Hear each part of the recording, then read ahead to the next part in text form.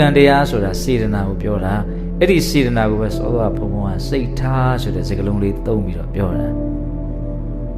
ဘဝထဲမှာအစဉ်ပြေခြင်းနဲ့ချမ်းသာခြင်းနဲ့ဆိုရင်စိတ်ကောင်းနှလုံးကောင်းထားဆိုတာအဲ့ဒါကိုပြောတာနော်အဲ့ဒီစိတ်ထားကောင်းလေးတွေကစေတနာကောင်းလေးတွေကအဲ့ဒါကုသိုလ်ကံခေါ်တယ်အဲ့ဒါကောင်းတဲ့ကံတရားကိုယ်ကောင်းအောင်စီမံပါစိတ်ထားတွေကဆိုးပြီးရုပ်ပြီးစိတ်ထားတွေကညံ့ပြီးဆိုရင်အဲ့ဒါဘာလို့စေတနာဇိုးကံဇိုးအကုသိုလ်တရားခေါ်တယ်အဲ့ဒါ तू ကကိုယ်ဆိုးအောင်စီမံပါဘုရားရဲ့စီမံတာကိုခံကျင်တော့ကံကောင်းမှုရဲ့စီမံတာကိုကျတို့ခံကျင်တာပေါ့ဟုတ်လားရုပ်ဆိုရင်လည်းချောကျင်ဉာဏ်ဆိုရင်လည်းကောင်းကျင်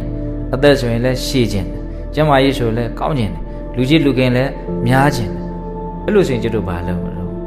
စိတ်ကောင်းတာဒီဘဝသေးပြီးလို့ကောင်းတဲ့ဘဝရောက်ချင်တယ်အိဋ္ဌံလည်းဖြစ်ချင်ဘူးငရဲလည်းမကြခြင်းဘူးဟုတ်လားကောင်းတဲ့ဘဝလေးရချင်တယ်အဲ့ဒါဆိုရင်ဘာလုပ်မလို့စိတ်ကောင်းနှလုံးကောင်းတာ